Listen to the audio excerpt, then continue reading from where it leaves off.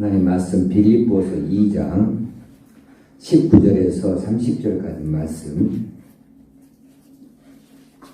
빌립보서 2장 19절에서 30절까지 함께 읽겠습니다. 시작.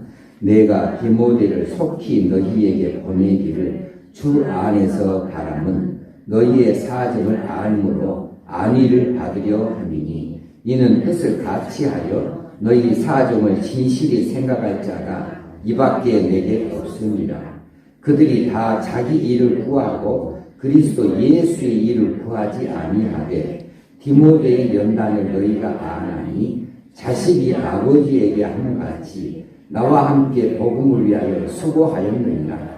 그러므로 내가 내 일이 어떻게 될지를 보고서 곧 이 사람을 보내기를 바라고 나도 속히 가게 될 것을 주 안에서 확신하노라.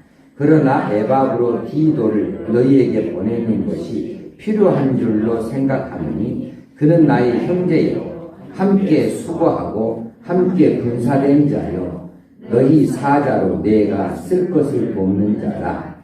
그가 너희 무리를 간절히 사모하고 자기가 병든 것을 너희가 들은 줄을 알고 심히 근심한지라.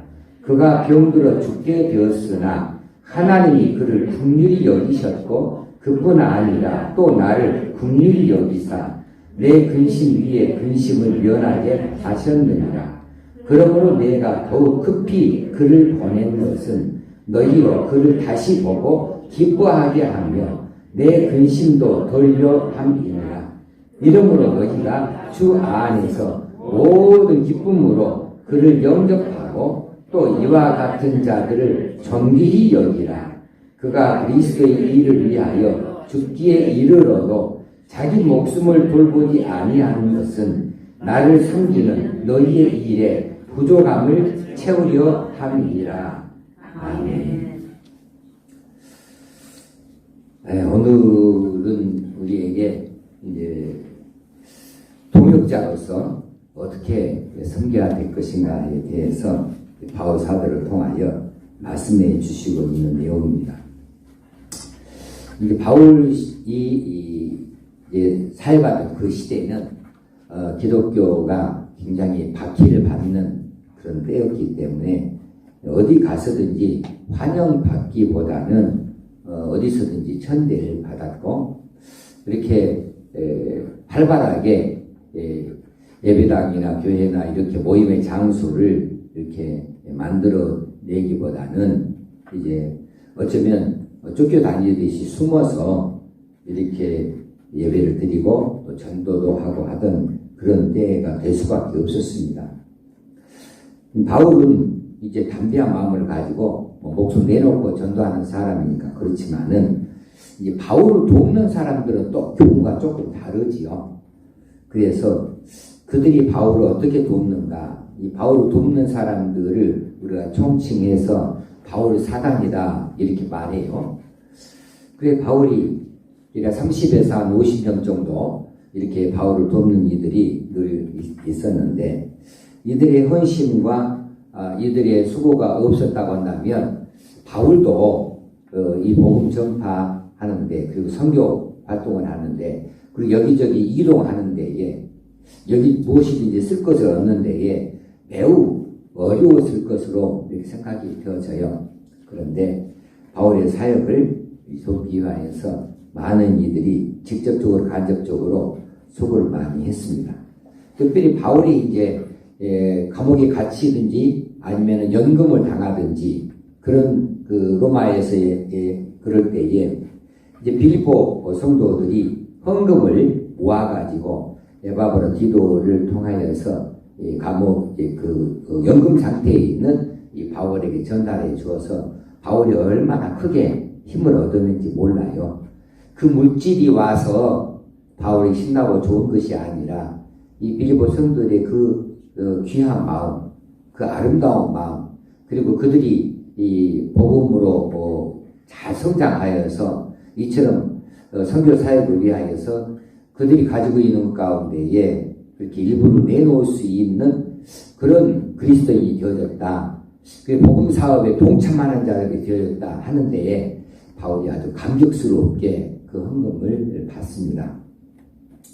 그리고 잘 아시는 대로 이제 영적인 아들로 삼고 있는 디모데를 통하여서도 바울이 여러 가지 모양으로 도움을 얻고 수하에 데리고 이렇게 복음 사역을 하고 있는 거죠. 자, 하나님께서 복음 사역을 위하여서 어떤 한 사람만 내세우는 것이 아니고 한 사람을 내세우면 그 사람을 중심으로 하여서 그를 도와서 하나님께서 의도하시는 대로 방향으로 나아가고 그는 사역을 할 수 있도록 사람을 붙여주셔요. 사람을. 그러니까는 이제 세계적인 그런 부흥사들도 빌리 그리함이면 빌리 그리함대로 그 사람 혼자만 하는 것이 아니고 빌리 그리함을 돕는 그의 친구들과 또 그들의 제자들이 함께 계속해서 기도하고 또 준비하고 회의를 하고 기획을 해서 이제 뭐 1년짜리 2년짜리 프로젝트를 정해가지고 그 일을 지속적으로 잘 해나갔기 때문에 빌리 그리함의 집회가 그렇게 성공적으로 되어줄 수 있기도 하고 그런 것이죠. 뭐 구약시대로 가면 모세 혼자만 있는 것이 아니잖아요. 아론과 홀을 좌우에 붙여주셔서 그리했고 그들만이 아니고 이스라엘의 12 지파의 족장들과 그리고 그 장로들 그들의 섬김을 통하여서 모세가 모세 역할을 할 수 있었습니다. 이제 인원이 많다 보니 이제 모세의 장인 이두로가 가르쳐 줄 대로 이제 뭐 10부장, 50부장 그 인원수를 군대식으로 그 감당하는 자들을 쪼개가지고 그들을 통하여 섬김을 받음으로 모세가 자신이 해야 할 일들에 대하여서 이제 일관성을 가지고 편하게 이렇게 이끌어 갈 수가 있었던 것을 우리가 볼 수 있습니다. 그래요. 아가페 교회도 목사 한 사람만 딸랑 하나님이 주셔가지고 다 그냥 예배만 드리고 가고 왔다가 예배 끝나면 달랑 다 가버리고 그래서 목사 혼자 이 복음 사역을 하도록 그렇게 하시는 것이 아니고 하나님께서 여러 조직을 두시고 또 여러 일꾼들을 붙여주셔서 한 가지 힘을 합하여서 하나님의 거룩한 이 복음 사역을 할 수 있도록 그렇게 해주신 것이지요. 그렇게 되지 아니하고 홀로 하게 되어진다 그러면 이건 지극히 비정상적인 교회가 되는 거죠. 이제 교회는 좋은 교회일수록 이렇게 팀워크가 이루어지고 한 팀워크를 이루어서 하나가 되어져 가지고 함께 수고하고 함께 헌신하고 함께 일하는 이런 교회가 참 아름다운 교회고 바람직한 교회고 이런 교회들이 부흥하고 성장할 수 있게 되어지는 것을 이 시대에도 우리가 발견하고 있습니다. 오늘 본문에는 두 사람이에요. 바울이 자기 측근에 돕고 있는 두 사람을 들어서 이야기합니다. 하나는 디모데입니다. 이 디모데를 속히 너희에게 보내기를 바울이 바라고 있는데 근데 그 바람은 주 안에서의 바람이라고요. 자기 인간적인 생각이 아니고 주 안에서 그런 소원을 가지고 있다. 왜 디모데를 보내고자 한 마음을 가졌냐 하면 디모데야말로 너희들의 사정을 진실하게 생각하는 사람이다. 이제 22절에 너희 사정을 진실히 생각할 자가 이밖에 내게 없음이라. 어떤 일이든지 그 일에 딱 맞는 사람이 있어요. 그 일에 거기에 딱 들어맞는 사람, 그 사람이 그 일을 하기에 적합한 것이고 또 뭐 그 사람을 통하여서 또 역사가 나타나게 되어지는 것이지요. 바울이 볼 때에는 디모데를 빌립보 교회에 보내는 것이야말로 가장 적합하다 생각을 했습니다. 그리고 그 다음 구절을 보면은 이 디모데 이외에 그들이 다 자기 일을 구하고 그리스도 예수의 일을 구하지 아니하더라는 거예요. 그러니까는 이제 박해받는 때이고 또 여러 가지 어려운 처지 가운데 있는 이 복음사역이다 보니까 이제 빌립보 교회에 나아가는 일 또 그들에게 가서 권고하고 가르치고 인도하는 그런 일들이 있어서 이제 힘들고 어려워요. 그러니까 힘들고 어려운 일을 당하면 이제 사람들이 피하기 마련이죠.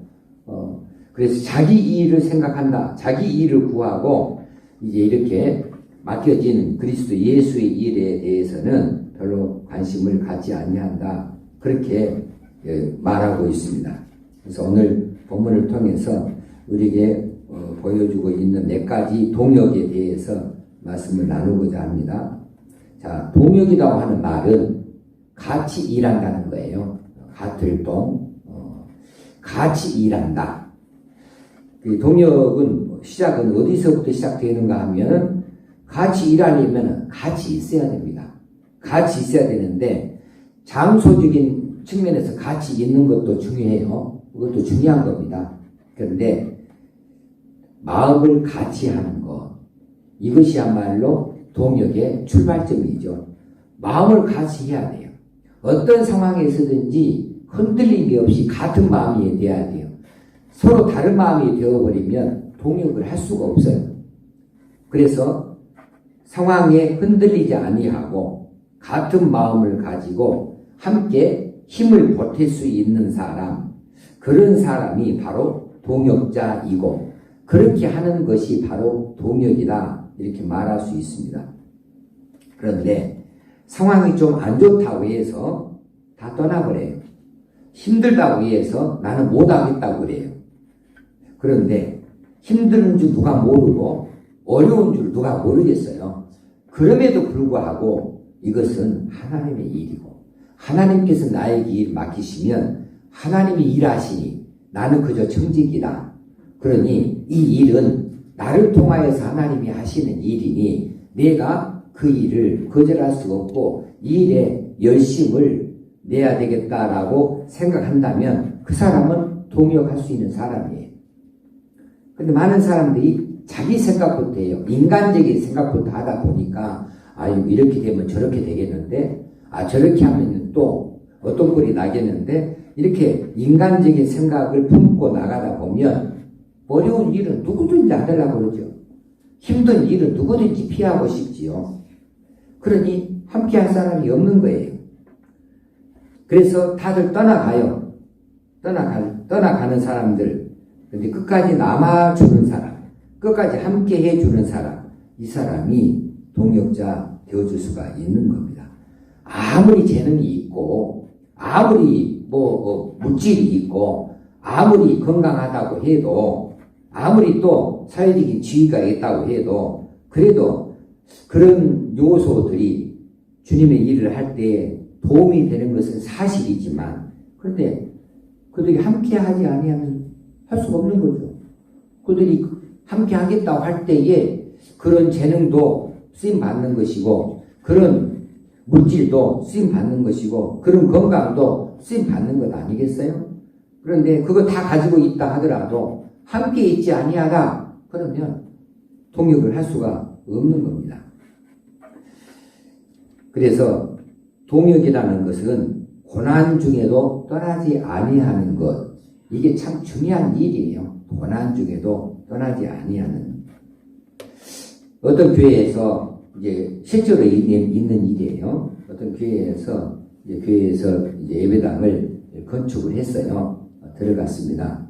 그리고 몇 년 안 돼서 목사님이 또 한 번 건축하기를 원했어요. 지은 지 10년도 못 돼요. 그때도 참 힘들게 헌금들을 했어요. 그런데 또 한 번 목사님이 이제 여러 가지 많이 기도하고 준비해서 당에다 내놨어요. 한 번 더 건축해야겠습니다. 예배당은 다른 쪽에다 넘기고 어느 쪽에 토로 잡아서 했으면 좋겠습니다. 그러니까 아니 목사님 또 건축입니까? 이렇게 이제 나오니까 자 그러면 적어도 그 정도 또 건축입니까? 라고 말하려면 목사님이 기도해본 만큼 기도를 해보고 말해야죠. 또 건축입니까? 이 말 누구 말이에요? 주님의 말이에요? 하나님이 시킨 말이에요? 자기 말이에요? 근데 그 말의 영향력은 그 주의만큼 장로라는 신분만큼 막강하게 목사님의 마음을 때리게 되고 교회에 큰 파장을 일으킬 수 있는 것이거든요. 그러니까 목사님 하시는 말, 내가 이 말을 하려고 해요. 목사 하신 말씀. 장로님, 목사가 많이 기도하고 준비해서 한다고 하면 안 하려면 그냥 가만히 따라오고 계세요. 하는 것이나 그냥 지켜보고 계세요. 헌금을 안 해도 좋고 안 따라와도 좋으니까 그냥 가만히 지켜보세요. 하겠다는 사람들까지 힘을 잃게 또 건축입니까? 이렇게 말할 필요는 없지 않습니까? 이렇게 이야기를 했다는 것을 들어봤습니다. 자, 고난 또 뭐 어떤 물질을 내야 될 그런 어떤 그런 일을 만날 때에 동역이라고 하는 말은 결단코 떠나지 않는다는 거예요. 그 일을 감당하고 감수한다는 그런 뜻이지요. 그러니 끝까지 간다는 말입니다. 끝까지 믿고 소망을 품고 인내하면서 가겠다. 우리가 아무리 이 시대에 힘들고 어렵게 목회를 하고 혹시는 동역을 한다 하더라도 초대교회 때만큼이겠습니까? 초대교회 때만큼 힘들게 우리가 목회를 하고 동역을 하겠습니까? 이때는 다 전 재산을 내놓는 시대예요. 이때는 자기 목숨을 내놓는 시대예요. 그런데 그들은 그렇게 복음의 귀한 것을 알아서 목숨 내놨어요. 아예 목숨 내 것 아니라고. 그래서 그들이 전도할 수 있었고 선교 사역을 할 수가 있었고 그들이 이 예수 그리스도의 복음을 위하여서 자신의 물질들 집을 팔아다가 밭을 팔아다가 제자들 발 앞에 내놓을 수 있었던 것이죠. 그러니까 지금의 우리 이 시대에 어떤 고난이다 고통이다 희생이다 헌신이다 이 정도의 것들은 초대교회 때에 비해 보면은 아무것도 아닐 것이에요. 자, 이 시대에 우리가 어떻게 동역을 할까? 어떤 마음으로 할까? 절대 흔들림이 없는 마음을 가지고 끝까지 믿고 간다. 믿고 간다.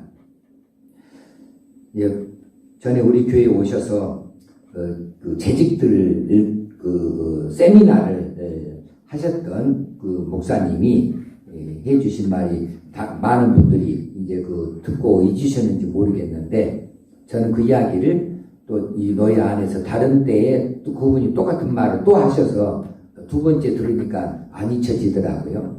그렇게 이야기하시더라고요. 목사를 믿지 못하면 동역을 못하는 겁니다. 목사를 믿어줘야 됩니다. 얼마만큼 믿어줘야 되느냐 하면 목사님이 뭐 사겠다고 하고 무슨 비용이 필요하다고 해서 돈을 타다가 썼는데 재정 장로님이 목사님 영수증은요? 그렇게 하시더라는 거예요. 그래서 내가 그 일에 썼는데 내가 영수증을 받지를 못했는데 목사님 영수증이 필요한데요. 지금 같으면 뭐 우리 이제 여러 가지 모양으로 세무관계도 있고 하니까 영수증이 꼭 정부가 필요한 때 되는데 옛날에는 어디 영수증 그렇게 막 있었습니까? 그때 목사님 하신 말씀이 나도 들어도 좀 허황된 말 같아요. 목사를 믿을라요? 영수증을 믿을라요? 목사를 믿을라요? 영수증을 믿을라요? 목사를 믿으면 영수증이 없어도 내가 얼마 썼다 하면 그렇게 믿으시면 될 거 아닙니까? 목사를 못 믿으면 영수증이 필요하겠지요. 그렇게 이야기를 했다고 하는 것이 나라면 그렇게 말할 수 있을까? 아이고 나는 그런 말 못합니다. 그런 위인이 못 돼요. 근데 그렇게 말씀하셨다 하는 것이 얼마나 자신감이 있는 그런 목사님인지를 말해주는 것 같아요. 그렇습니다. 사실 영수증 믿을 게 못된 것이 얼마든지 거짓말을 쓸 수 있습니다. 안 쓰고도 썼다고 통째로 거짓말 할 수도 있고 적게 쓰고도 많이 썼다고 얼마든지 고쳐서 내놓을 수도 있는 것이 영수증이에요. 그런데 양심은 그렇지 못하지요. 목사의 말 입에서 그게 사실입니다. 얼마 썼습니다. 그러면 이건 양심을 걸고 하는 이야기고 하나님 앞에 사는 이야기이니 그걸 안 믿어주면 어떻게 영적인 지도자로 모시고 그 말씀을 받아먹을 수가 있겠어요. 자, 저는 부족하고 연약해서 그 정도까지는 못 되지만 그래도 어쩔 때는 이건 좀 알아주면 좋겠다, 이건 믿어주면 좋겠다. 그런데 그런 믿어지지 못하는 그런 그 현상들, 그럴 가능성들이 있어서 어쩔 때는 내가 마음을 조급하게 먹을 때도 있고 마음을 움츠릴 때도 있어요. 아, 이거 오해하면 어떡하지? 이건 내가 정말 사심 없이 한 일인데, 그런데 아, 이것도 달리 생각하면 어떡하지? 하는 생각이 내 안에서 든다는 이야기는 그렇게 좋은 일은 아닌 것 같습니다. 우리 교인들 나를 철저히 믿어주니, 아, 내가 어떻게 참 하나님 앞에서 떳떳하게 한 일은 우리 성도들이 하나도 나를 의심할 일이 없고 오해할 일이 없지. 이런 내 마음이 되어진다면 참 좋은 교회, 좋은 목회를 잘해왔다 이렇게 할 수 있을 것 같아요. 그런데 그렇게 목회할 수 있는 사람이 대한민국에 몇이나 있을까 하는 생각을 해보면 이 시대가 정말 악해지긴 많이 악해진 것 같습니다. 그 악함이 교회 안에 들어왔고 그게 목사들의 가운데로 들어와서 목사들이 그렇게 실수하니까, 그렇게 거짓말하니까, 그렇게 엉뚱한 것들을 하니까, 그러니까 성도들이 그것을 믿지 못하고 자기 교회 목사까지도 그렇게 의심할 수 있게 되어지는 것이니, 이건 남의 탓할 이야기할 일이 아니고, 또 자기가 섬기고 있는 교회에서 성도들이 그런 마음을 품고 있다고 하는 것을 안다면, 그러면 자신이 자기가 목회 잘 못한 것이잖아요. 그럼 어디다가 탓을 할 수가 있겠어요. 자, 우리 서로 믿고 같이 일합시다. 믿고 끝까지 믿어주는 것. 자, 이 고난이 있어도 하나님께서 우리 목사님 통하여서 제시하는 길은 반드시 속히 회복되어지는 길이다. 이 고난은 이제 지나가는 과정일 뿐이고 하나님께서 영광 받으실 그 일만 남아있다. 이렇게 목사를 믿어주고 함께 동역하는 사람들을 서로 피차 믿어주고 그렇게 소망을 품고 인내하면서 일할 수만 있다고 한다면, 그러면 하나님께서 얼마든지 무슨 일인지 왜 하시지 못하겠습니까? 자, 진정한 동역자는 언제인가?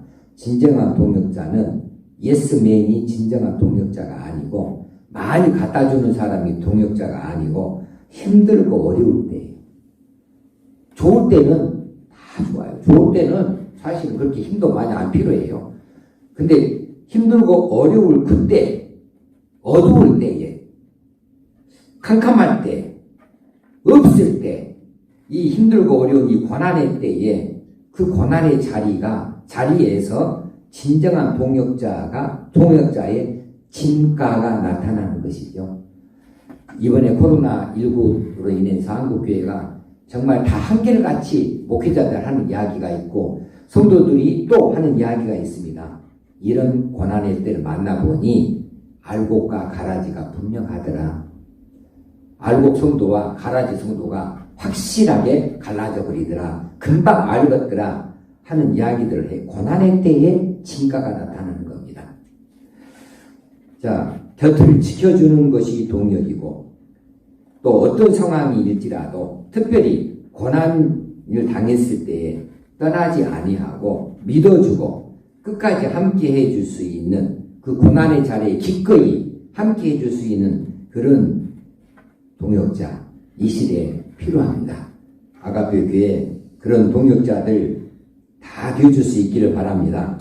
그리고 두 번째는 동역은 필요를 채워주는 것이 동역이에요. 오늘 본문에도 필요를 채워주는 겁니다. 이제 예바브로 디도도 그러하고 디모데도 그러한데, 디모데의 경우는 22절에 자식이 아버지에게 하는 것 같이 바울에게 그렇게 해줬대요. 그러니까 디모데가 바울을 대할 때 아버지 대하듯이 그렇게 대했다는 거예요. 아버지를 모시듯이 그렇게 모셨다는 겁니다. 그래서 구체적인 그런 섬김을 나타내 보여주고 있어요. 동역은 같은 마음을 품는 것이 결코 아니고 구체적인 행동, 구체적인 어떤 섬김이 있어야 동역이라 할 수 있겠지요. 그래서 이제 지금이 필요한 것인지 무엇인지 알고 이 다음에 무엇이 필요한지를 미리 알아서 그것들을 준비해두고 또 비상시에는 어떤 역할이 필요한지 무엇이 필요한지를 알아서 대비해놓고 이렇게 하면서 서로 섬기면서 같은 방향으로 그 일들을 해 나아갈 때에 이것이 동역이 되어줄 수가 있겠습니다. 자, 디모데는 바울을 아버지 섬기듯이 그리 했다고 한다면 그러면 이제 에바브로디도는 이제 이 빌보 성도들의 헌금을 가지고 이 바울에게 나와서 25절 뒤에 보면은 너희 사자로 그러니까 이 빌보 교회의 성도들의 사자 그들이 보낸 신분권으로 내가 쓸 것을 돕는 자라. 곁에 와서 이 바울이 쓸 것을 그렇게 꼼꼼하게 챙겨주는 이런 역할을 에바브로디도가 했다고 하는 거죠. 이것이 바로 필요를 채워주는 동역자였습니다. 그렇다면 우리들에게도 같은 방식으로 이 교회를 위하여서 이제 내가 무슨 일을 해야 될 것인가 이 일을 마음으로만이 아니라 무엇인가 행동으로 무엇인가 물질로 무엇인가 그 방식을 가지고 그렇게 섬길 수 있는 이런 사람이 동역자라 이렇게 말을 할 수가 있겠는데 그것을 구체적으로 행동으로 보여줄 수 있어야 되겠습니다. 자, 물질도 나눠야 되겠고요. 아픔도 같이 아파하면서 위로해 줄 수 있어야 되고요. 또 힘이 필요할 때는 곁에서 힘을 내도록 그렇게 격려도 해주고 북돋아 줘야 되지 않겠습니까? 이런 일들이 필요한 거죠. 그래서 이제 중보도 해줘야 되고 어떤 일을 한다 그러면 옆에서 같은 그 마음을 가지고 하나님의 도우심을 구하는 그런 기도들을 옆에서 해주고 할 수 있어야 동역자다 이렇게 말할 수 있을 것 같습니다. 이런 사이가 되어지는 그럴 때에 정말 그 관계가 막연한 관계가 되어지고 신뢰가 끈끈한 이런 관계가 되어져서 둘이 그 삼겹줄은 결코 떨어지지 않는다. 세 가닥으로 엮어내는 이런 동아줄은 결코 쉽게 끊어지지 아니한다 그랬습니다. 한 줄씩 가닥이 되어 있으면 금방 부러지죠. 활도 하나씩 있으면 꺾으면 쉽게 꺾어지는데 활을 다발로 가지고 있으면 결코 쉽게 꺾어낼 수가 없는 거죠. 그렇게 이 일을 해나갈 수가 있겠습니다. 그래 이제 우리에게 내게 주신 것이 무엇인가, 내게 있는 것이 무엇인가 이것을 구체적으로 살피면서 지금 필요한 것이 무엇인가에 대해서 참 눈을 가지고 그것을 제시해주고 그것을 구체적으로 내보여주고 그것을 감당할 수 있는 이런 동역자들이 있을 때 하나님의 일은 꽃을 피우는 것이고 또 부흥할 수 있게 되어지는 거지요. 하나님께서 그런 사람을 지금도 찾고 있다 이렇게 믿어집니다. 특별히 이제 기도해 주는 일이 정말 필요해요. 정말 필요하다. 예, 저는 1990년 82년도에 그 미국의 형님 장로님을 잃었어요.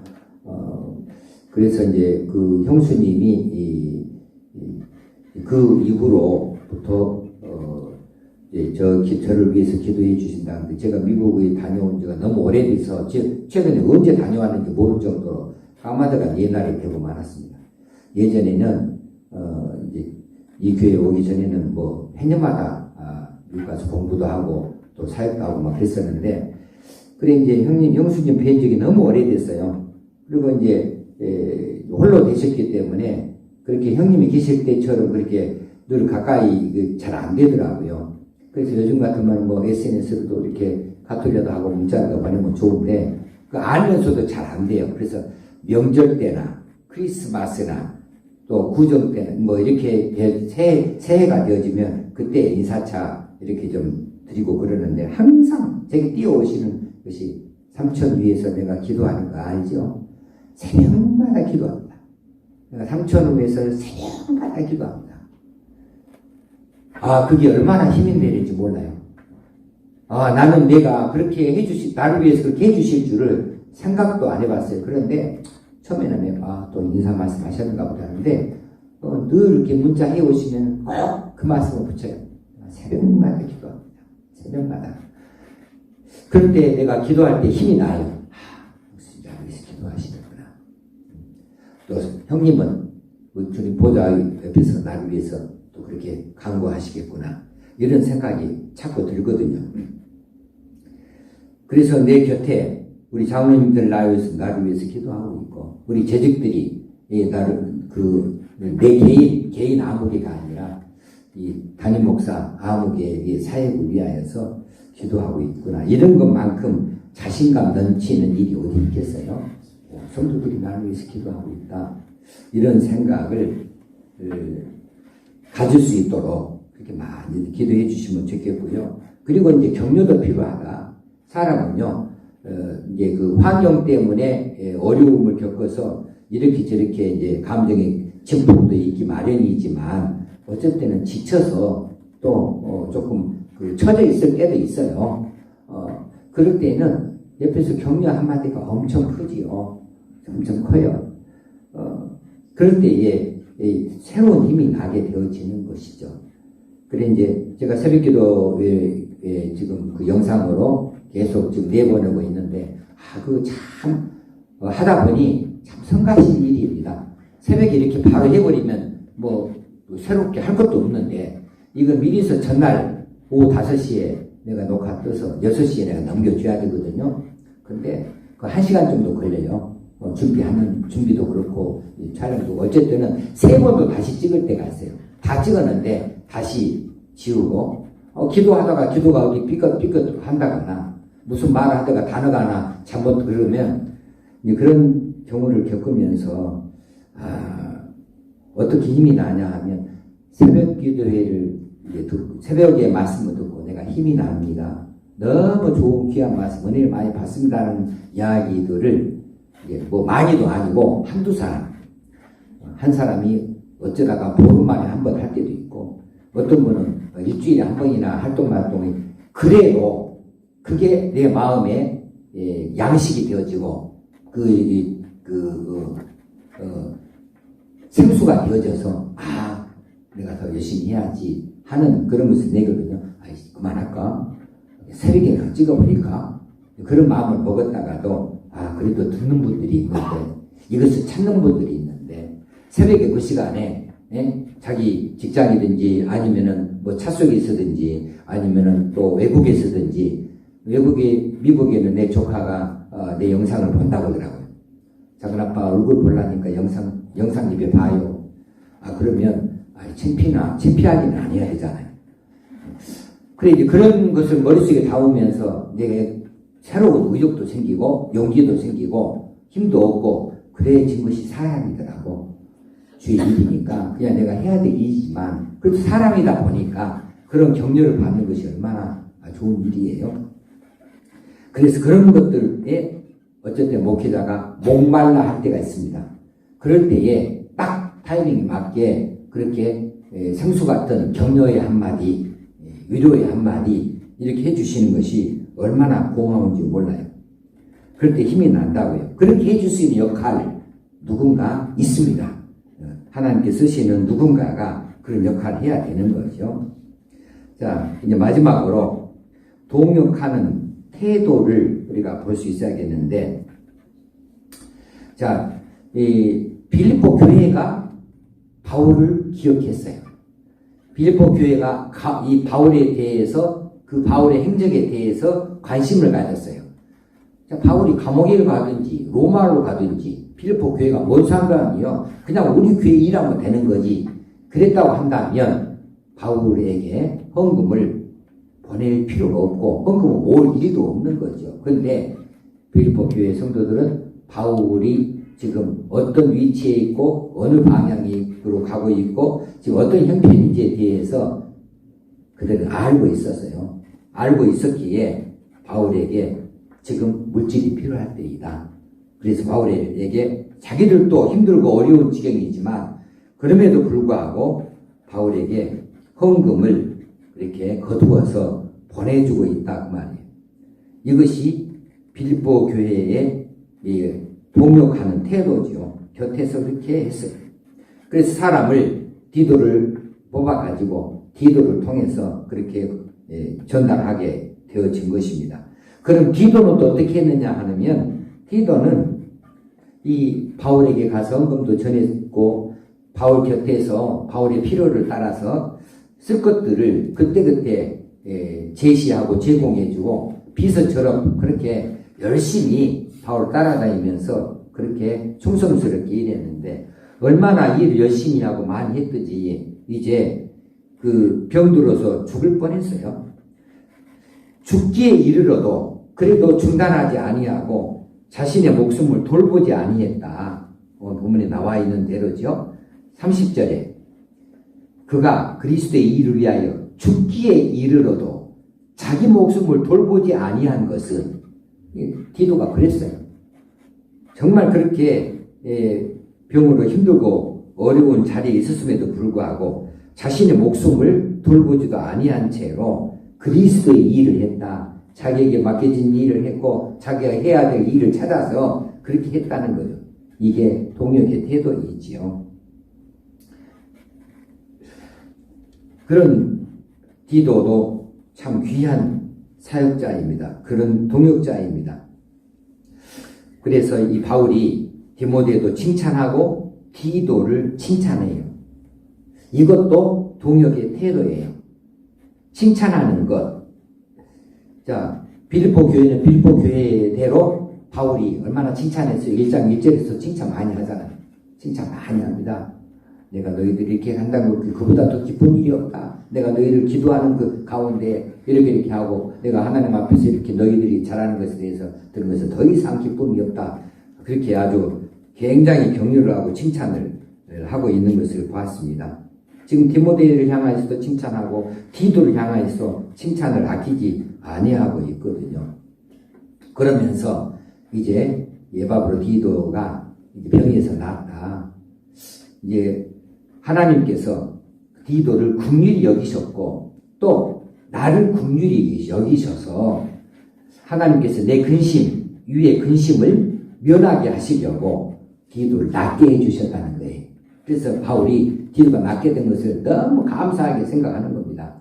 그러면서 디도를 내가 너희들에게 빨리 급히 보낸 것은 너희들이 병에서 나은 디도를 이제 다시 만나보고 너희들이 기뻐하게 하기 위해서 그렇게 했고 내 근심도 덜게 하기 위해서 내가 디도를 그렇게 빨리 너희들에게 지금 급히 보내고 있는 것이다.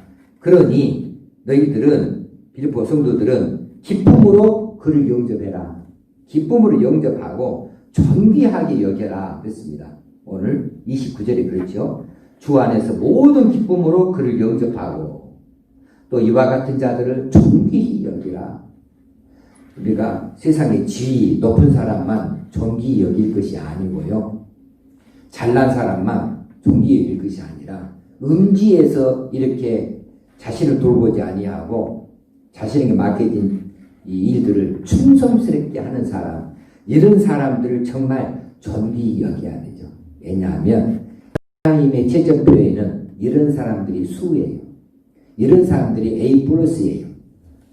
세상에서 자기 권력을 가지고 자기 머리 가지고 이 턱으로 일하고 말로 일하고 손가락으로 일하는 사람들, 그렇게 해가지고 뭔가 업적을 이룬 사람들, 이런 사람들은 다 자기 실적이라고 말하고 세상에서 상도 받고 돈도 받고 명예도 얻고 그렇게 하는데 그 사람이 정말 하나님 앞에 존귀 여김을 당할까? 존귀 여김 받을 일은 그런 방식이 아니라 그렇게 겉으로 드러나는 것이 아니라 드러나지 아니하는 자리에서 음지에서 그렇게 일하는 사람들, 그렇게 누가 알아주지도 않는 자리에서 이렇게 열심으로 자신의 일을 최선을 다해서 감당해내는 사람들, 자기 목숨을 정말 담보로 하고 죽을 지경에 이르렀음에도 불구하고 자기 목숨을 돌보는 것보다 그리스도의 일을 우선시하고 그렇게 쫓아나서 충성하는 사람, 이런 사람은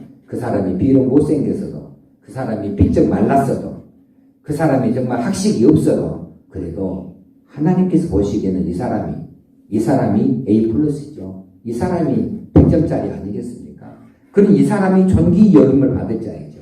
하나님께 인정받을 수 있는 사람, 이 사람을 우리가 존귀히 여길 수 있어야 돼요. 세상에서 힘 있는 사람을 존귀히 여기는 것이 아니고 하나님께 인정받는 사람, 하나님께 인정받을 사람, 이런 사람이 존귀 여김을 받을 사람이에요. 우리가 그런 사람들 존귀 여겨야 되죠. 그래서 교회에서도 그렇게 이제 수고를 인정해주고 존귀 여겨야 될 사람들이 있습니다. 목사들도 그렇지만은 우리 교회에 두 장로님이 계시는데 두 장로님들도 그렇게 존귀히 여겨드려야죠. 성도들이 존경해야죠. 존경해. 마음속으로부터 진정으로 존경해 마지 않는다 할 수 있어야 됩니다. 자, 우리 장로님들이 뭐 떼부자입니까? 뭐 이분들이 뭐 박사학위 몇 개씩 갖고 있습니까? 이분들이 판검사입니까? 그런 것은 없어도 그래도 음지에서 일하는 분들이다. 우리 성도들이 안 보이는 자리에서 조용히 일하시는 분들, 그렇게 정말 헌신하면서 뜨겁게 교회를 사랑하는 마음을 가지고 기도하시는 분들이 그렇게 목사를 협력하고 일하고 있으면 그러면 이 수고를 하나님이 알아주셔서 인정해 주겠잖아요. 그러면 이분들이 존귀 여김을 받을 자이라. 그러면 이렇게 기도를 기쁨으로 영접하는 것처럼 그렇게 우리 성도들이 그렇게 존귀 여길 그분들을 기쁨으로 받아 영접할 수가 있어야 되겠습니다. 그래서 그분들을 격려하고 그분들의 눈물과 수고에 대해서 깊이 감사할 수도 있어야 되겠는데, 그런데 이제 그 가끔씩 뭐 기도하시는, 대표 기도하시는 분들이 와, 목사님 교회를 위해서 이렇게 아주 성도를 위해서 기도하시고 불철주야 수고해주시고 건강을 지켜주시고 사모님이나 우리 자녀들도 하시는데 장로님들 위해서 별로 기도하는 사람들이 없는 것 같고, 또 장로님뿐이 아니라 우리 다른 이제 그 헌신자들 많이 있잖아요. 성가들도 있고 교사들도 있고 뭐 여러 그 순장들도 있고 많이 수고하시는 분들, 그런 분들도 겉으로는 드러나지 않지만은 나름대로 수고하고 애쓰는 분들인데, 이분들이 칭찬하면 칭찬받을 자는 당연히 칭찬받아서 또 힘을 얻지만 칭찬을 받기에 합당치 못하는 분들, 그분도 칭찬을 하면 칭찬은 고래도 춤추게 하는 거니까 그분은 또 힘을 내는 거죠. 칭찬에 걸맞는 사람으로 되어지기 위해서 그렇게 열심을 다해서 수고해 주시지 않겠습니까? 이것들이 다 동역이에요. 그렇게 믿어주고 밀어주면서 또 이렇게 기쁨으로 영접하는 것, 이것도 다 동역이고, 그리고 이제 존귀 여기는 것도 동역입니다. 이런 일들을 통하여서 우리가 하나님께서 우리에게 맡기신, 이 교회에 맡기신 소중한 일들을 일치단결하여 한다름으로, 한 방향으로 여시자 힘을 내서 이렇게 나아갈 수 있게 되어지고, 그래서 이 교회가 활기찬 교회, 정말 신나는 교회, 기쁨이 충만한 교회로 주의 일을 하는데 그렇게 아쉬움이 없이 힘있게 나아갈 수 있으면, 그래요. 그러면 우리가 통닭을 갖다 놓고 서로 함께 먹으면서 교제하고 서로 위로하지는 못할지언정 돈이 없으면 고구마라도 사만놓고, 그래 고구마라도 신건지에다가 하나 붓고 찢어 먹으면서 그러면서 서로를 위로하고, 이렇게 하는 교회로 정과 정이 통하고 서로 마음들이 통하고 그리하여서 일치 단결해서 나아간다면 하나님이 얼마나 기뻐하실까, 얼마나 하나님께서 승리하실까 하는 생각이 들어집니다. 이런 교회가 부흥하는 교회입니다. 이런 성도들이 동역자입니다. 이것이 하늘의 상이 그럴 것으로 믿어 의심치 아니하고, 그리고 이들의 자녀들이 부모의 그 헌신을 보고 배워요. 이들 자녀들이 이 부모의 그런 아름다운 신앙의 이런 그 헌신들을 보면서 자녀들이 다 그것을 음으로 양으로 닮아가게 되어져 있는 거예요. 그래서 자녀들도 이제 대를 이어서 하나님 앞에 헌신하는 자들로 나아가게 됩니다. 이놈아 이리 앉아라 무릎 꿇어라 네게 예배는 이렇게 이랬느니라 이렇게 말 안 해도 그렇게 말 안 해도 자식은 아빠가 새벽에 나가서 조용히 빠져나가서 이 한방눈이 내리는 밤에 그 추운 날 가서 기도하고 돌아오시는 거 보면서 애기들은 자기는 추워서 못 나가도 아빠를 존경합니다. 아빠의 믿음을 귀하게 여깁니다. 그리고 자기가 힘들고 어려운 일 당하면 아빠를 생각합니다. 아빠가 섬겼던 하나님을 생각합니다. 그래서 그 아이들도 아빠처럼 무릎 꿇는 자가 되어줄 수 있는 거죠. 우리 동역하시게요. 우리 함께 동역자로 함께 이 아름답게 하나님의 일을 함께 섬겨가십시다. 오늘 말씀의 제목은 하나님 앞에서 신실한 자, 이 두 번째 말씀이었습니다. 기도하겠습니다. 하나님 아버지, 오늘도 우리에게 이 말씀을 주시니 감사합니다. 이 말씀대로 우리가 함께 동역에 나아갈 수 있기 원합니다. 하나님께서 주신 귀한 기회의 이원이, 하나님께서 엮어주신 귀한 관계의 이원이 하나님을 기쁘시게 할 수 있는 저희를 다 되게 하시고 하나님이 되어져서 하나님이 기뻐하는 교회에 섬겨갈 수 있게 하여 주옵소서. 복음을 위하여 헌신할 수 있게 하여 주옵소서. 우리 주님 예수님 이름으로 기도합니다.